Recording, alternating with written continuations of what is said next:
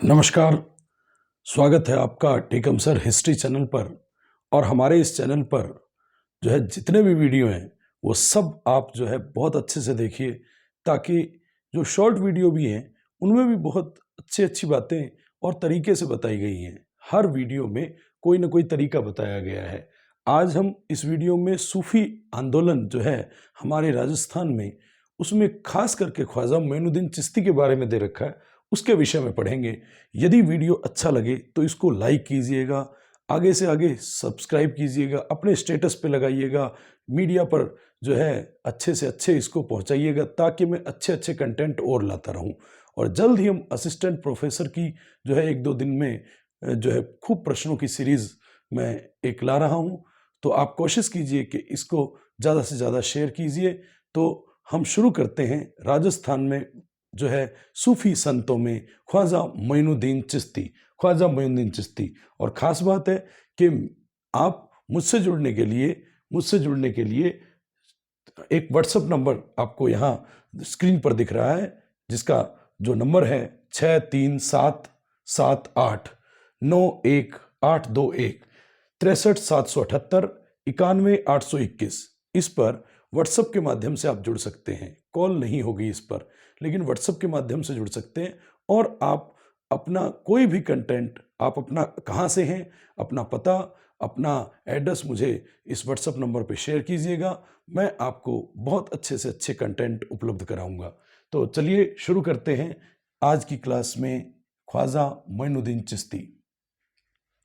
ख्वाजा मोइनुद्दीन चिश्ती जो हैं वो सूफी संत हैं।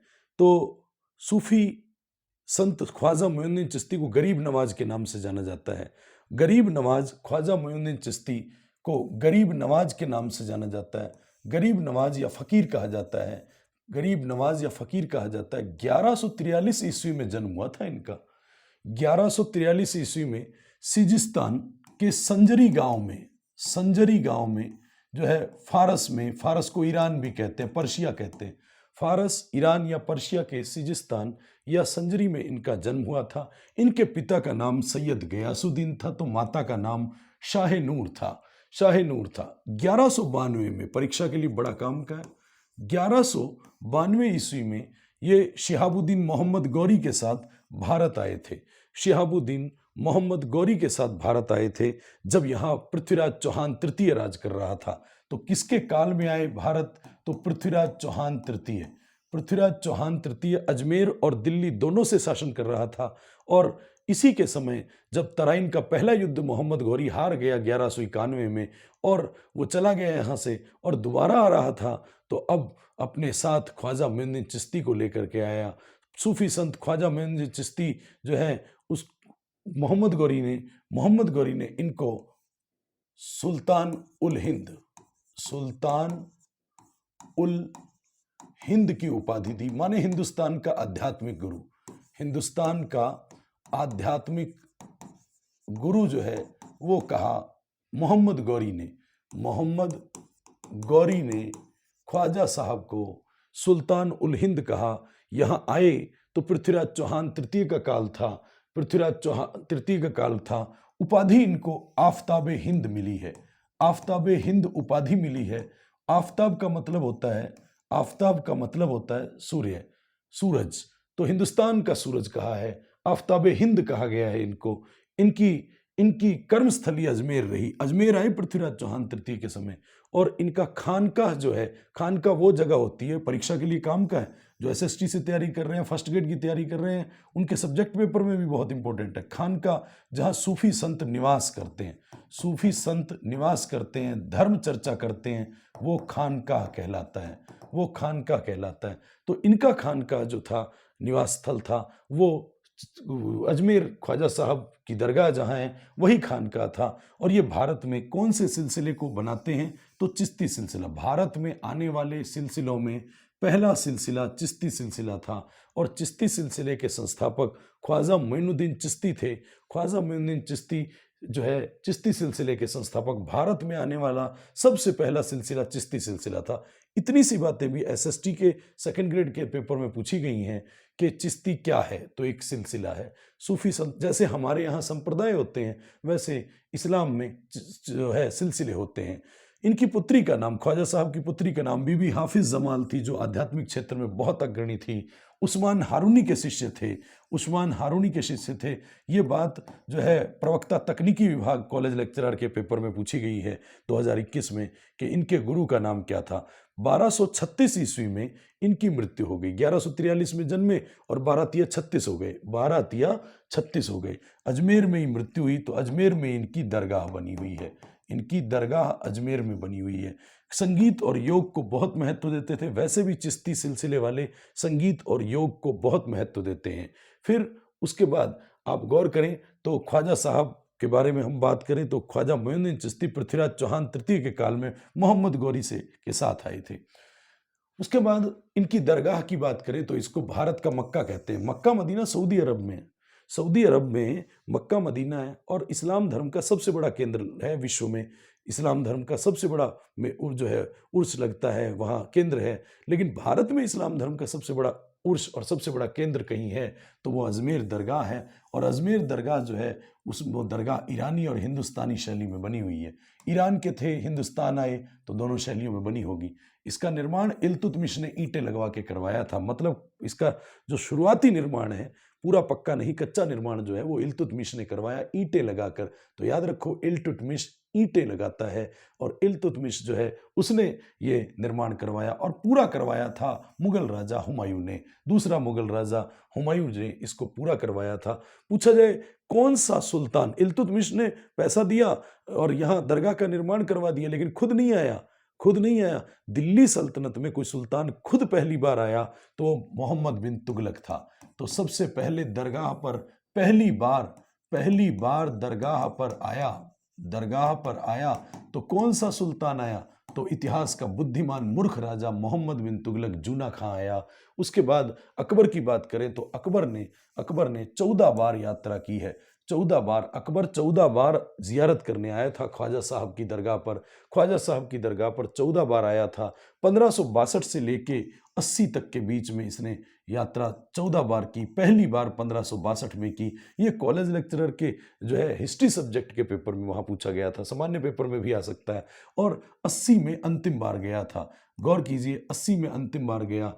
18 गांव भेंट किए थे यहाँ, 18 गांव भेंट किए थे ख्वाजा मोइनुद्दीन चिश्ती की दरगाह पर। और विस्तार करने के लिए बड़ी देग चढ़ाई थी कभी, जब 1568 और 1570 में 1568 और 1569 में जो है पैदल यात्रा की थी। 2 बार पैदल आया है और एक बार तो मेवाड़ जीत लिया था 67 में, तब उसके बाद और एक बार पुत्र प्राप्ति के बाद 2 बार आया है। बड़ी देग मतलब बड़ा कड़ाहा चढ़ाया है, बड़ा कड़ाहा चढ़ाया। और जहांगीर जो है ये लगभग 4800 जो है किलो यहाँ, और इसमें लगभग 2200 किलो के करीब जो है चावल पकाए जाते हैं। तो बड़ी देग छोटी देग जो है उसमें मांसाहार नहीं पकता, चावल पकाया जाता है। चावल प्रसाद के रूप में जो है वो दिया जाता है। जहांगीर ने 1613 में कभी छोटी देग छोटी कड़ाहा जो है बनाया, बड़ा कड़ाहा अकबर ने बनवाया।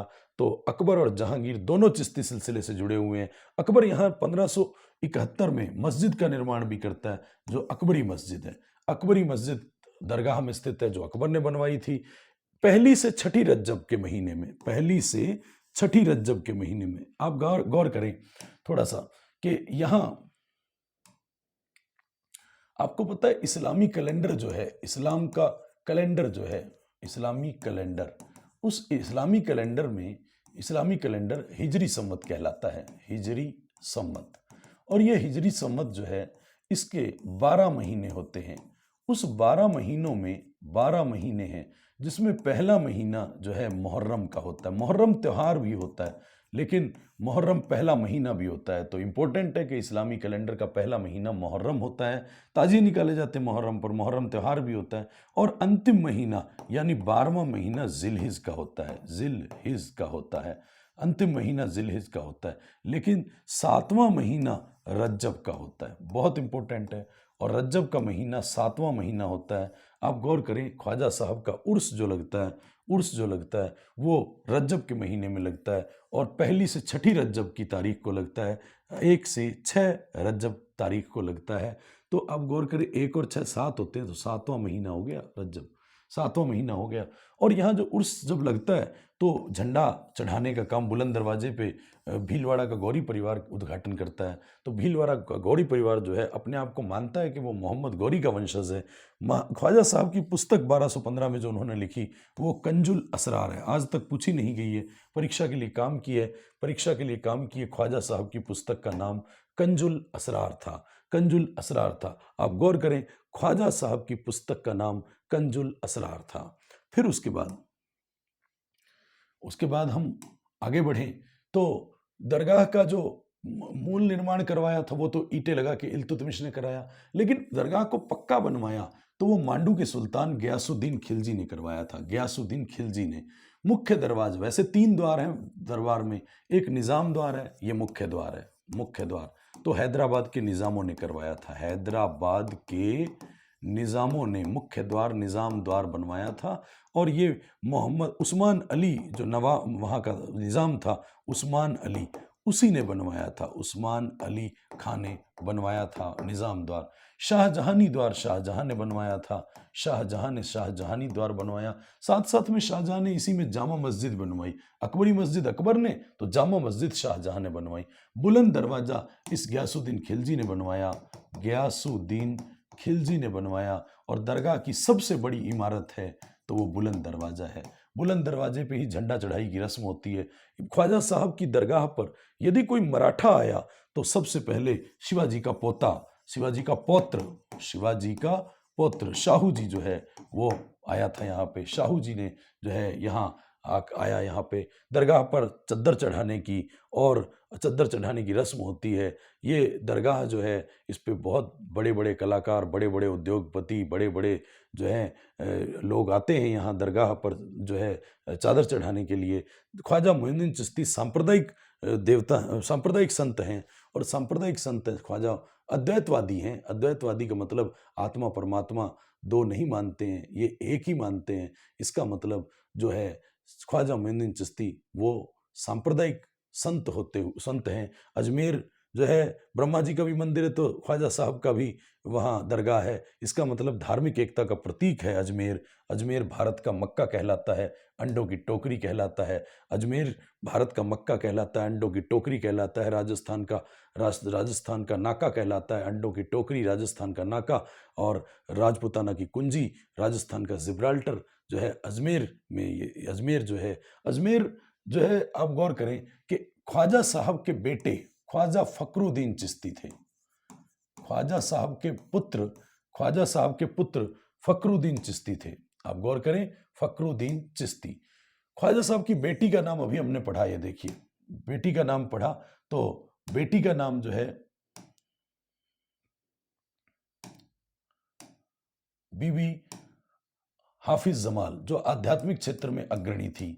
और ख्वाजा साहब के बेटे का नाम हम पढ़ रहे हैं, बड़े बेटे थे, बड़े पुत्र थे इनके, 2 पुत्रों में बड़े पुत्र थे फखरुद्दीन चिश्ती। अब देखिए ख्वाजा का बेटा ख्वाजा होगा और चिश्ती का बेटा चिश्ती होगा, तो इसका मतलब ख्वाजा फखरुद्दीन चिश्ती, इनकी जो दरगाह है वो सरवाड़ में है। सरवाड़ पहले अजमेर में पड़ता था, सरवाड़ जो है पहले अजमेर में पड़ता था, आजकल केकड़ी में आ गया है। आजकल केकड़ी जो है अजमेर से अलग हुआ, केकड़ी जो है उसमें आ गया है। तो सरवाड़ जो है वो दरगाह है ख्वाजा साहब के बेटे की। सोचिए, ख्वाजा साहब की दरगाह यदि अजमेर में है तो उनके बेटे की दरगाह बिल्कुल सड़क पार सरवाड़ में है, सड़क पार सरवाड़ में है। ख्वाजा का बेटा होगा तो ख्वाजा होगा, और ख्वाजा का बेटा है तो चिश्ती का बेटा है तो चिश्ती होगा। तो ख्वाजा फखरुद्दीन चिश्ती हैं, लेकिन एक संत फखरुद्दीन है, ना ख्वाजा हैं ना चिश्ती हैं, संत फखरुद्दीन है। तो ये दाऊदी बोहरा संप्रदाय के संत हैं। दाऊदी बोहरा संप्रदाय के संत जो हैं वो ये हैं। और दाऊदी बोहरा संप्रदाय की प्रमुख पीठ जो है गलियाकोट डूंगरपुर में है, गलियाकोट डूंगरपुर में। और ये माही नदी के किनारे है। कौन सी नदी के किनारे है? माही नदी के किनारे। और गलियाकोट का एक उद्योग प्रसिद्ध है, रमकड़ा उद्योग।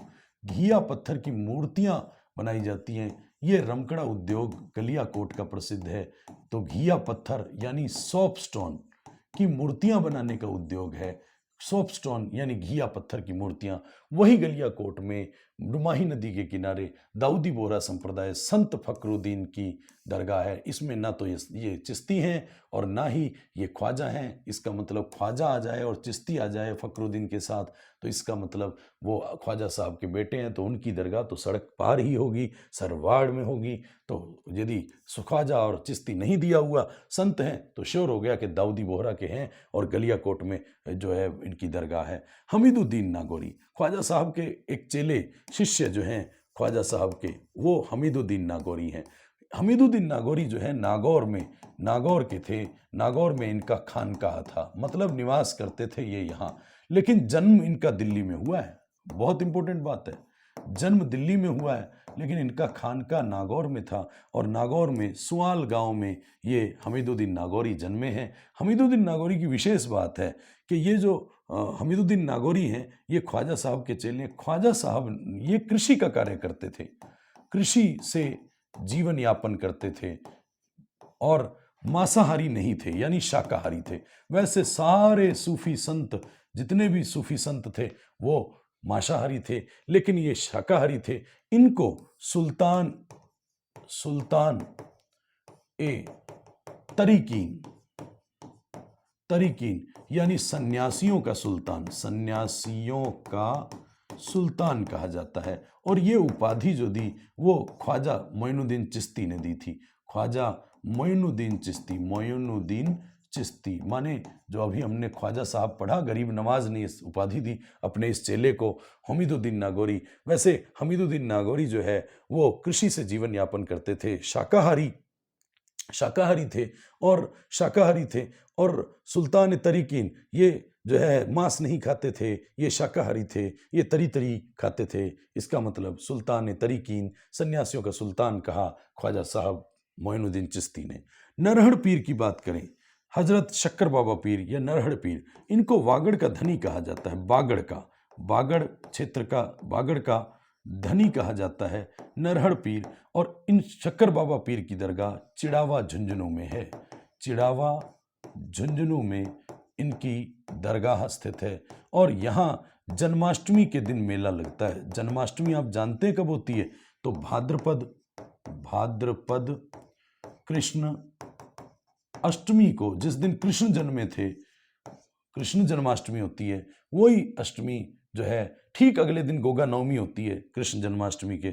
इसी दिन जाम्बोजी जन्मे थे जन्माष्टमी के दिन। इसी दिन शक्कर बाबा पीर हजरत जो है नरहड़ पीर का मेला लगता है, वागड़ का धनी जो है उनका मेला लगता है और भाद्रपद कृष्ण अष्टमी को इनका मेला चिड़ावा झुंझुनू में भरता है। तो इस तरह से ये बहुत ही शानदार क्लास जो है आप इसका आनंद लीजिए। साथ साथ में भक्ति सूफी आंदोलन के संत ख्वाजा मोइनुद्दीन चिश्ती हमारे कोर्स में विशेष संदर्भ में दिया हुआ है। मैंने कहा वीडियो को लाइक कीजिएगा, शेयर कीजिएगा और व्हाट्सएप पर अपना मैसेज छोड़ दीजिएगा।